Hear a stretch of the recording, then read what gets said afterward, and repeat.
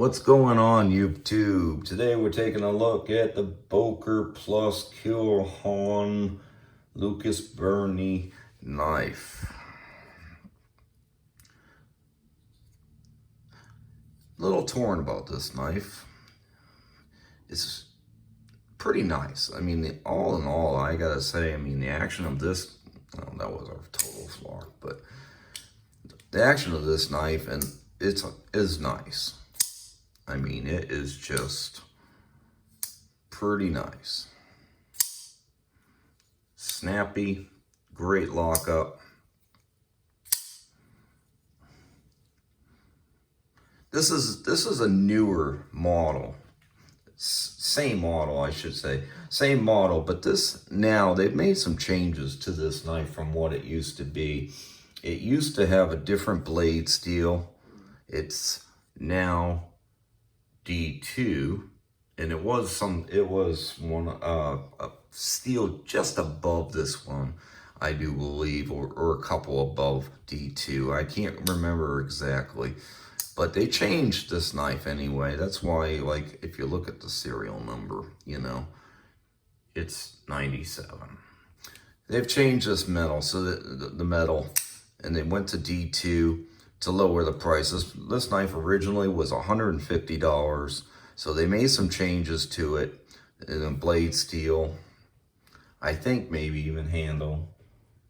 Not totally sure about the handle, but I know it was definitely the blade steel they changed on it. But it runs on bearings. Totally messed that up again. Working around tripod, something to get used to, but it runs on bearings. It's got D2 steel. $92 as it stands right now. Pretty much anywhere you look. So, I don't know. I'm torn on the fact of whether or not it's worth the money. I mean, you start getting in the $100 range. When it comes to a lot of these knife companies, Civivi and Wee and so many others, when you start getting at $100, you really start kind of running into, a lot of different knives that you can get for your money. And that includes even better steels sometimes than D2.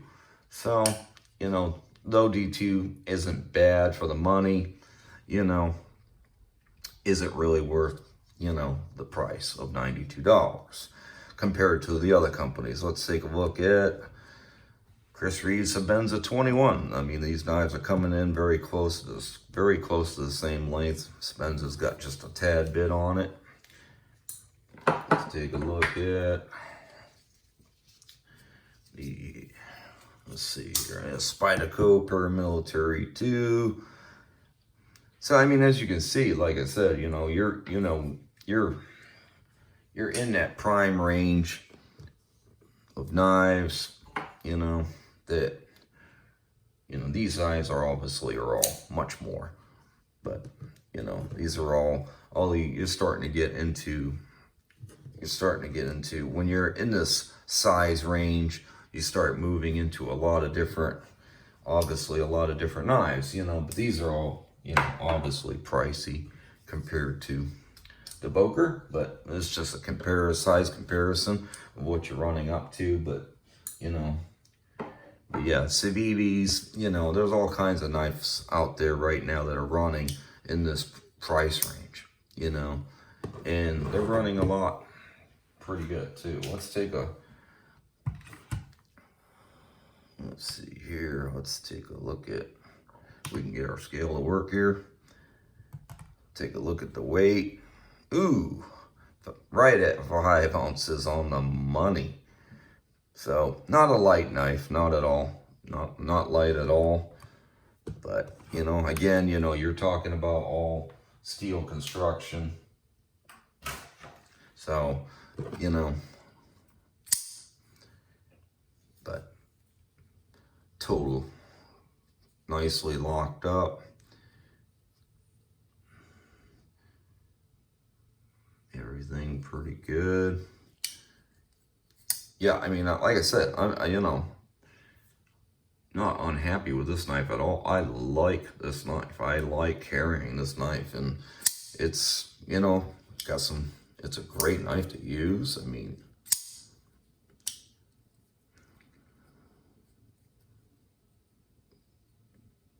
you know, not exactly drop shut, but it's broken. It's still probably kind of breaking into a little bit, but I don't think it's really a drop shutty knife anyhow, but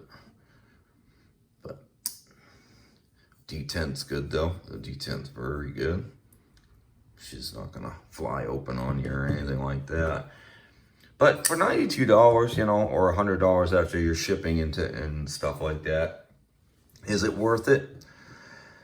Yeah, you know, like I said, I'm torn. You know, there's a lot of competition out there that, you know, when at the $100 price range, you know, but I'm not displeased with the knife. I like it. It's a sturdy knife.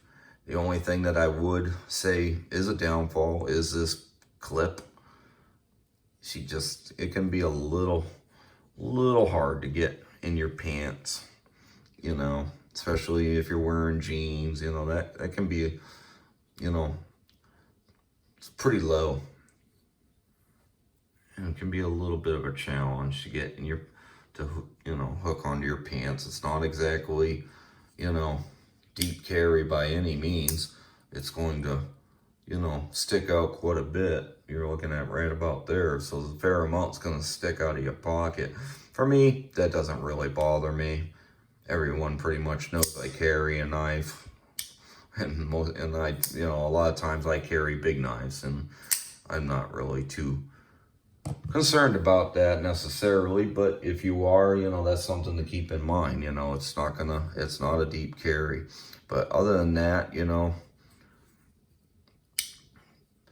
the one thing, you know, these thumb studs are thumb studs, you know, as well as the lockup studs, you know, so keeping everything good, nice. Not too bad of a cars in the swedge, little swedge there.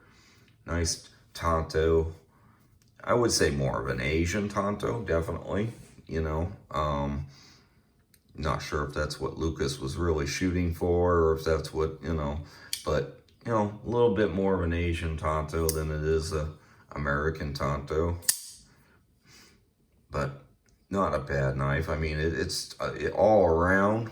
Not super thick. Let's take a, you know, compared to the paramilitary, they're pretty close. Yeah, pretty close.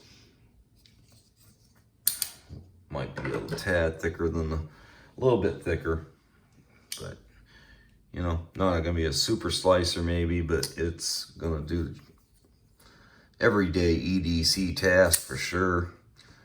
But, you know, that's a look at this knife, you know. I mean, it's not for everybody, obviously. You know, at 5 ounces, she's got some weight to her. She's a little heavy. But, you know, all in all, very rugged knife. You know, takes a lot of pressure off your lock up here, you know. She's going to be, you know, you can really use this knife, I would say. You know, I've used it quite a bit. And, you know, I haven't used it on anything too extreme, but she's been pretty good. But I guess that's it for this video today, guys. I mean, you know, everyone's going to have to make their decision on whether or not $100 for a knife like this is really worth it to them. You know, it's a pretty rugged knife. She's going to, you know, you're going to be able to be rough on it, you know, and it's still going to hold up a lot. You know, take some punishment if that's what you're looking to do. But, you know, all in all, 92 bucks is not a bad knife. You know, whether or not it's comparable to it's definitely comparable to other knives, but whether or not, you know, it's gonna come down to personal preference. The scales, you know, are smooth. You know, if you're getting sweaty hands, you know, there's no jimping. I mean, so got a little bit of a slick feel to it, but maybe would have been better if they had tried to at least coat it. But, you know, so I don't know much more I can say about it, but not a bad knife. But whether or not it's compared, you know, whether or not it's worth the money is going to be up to the person looking at them, I guess. But that's it for this video, guys.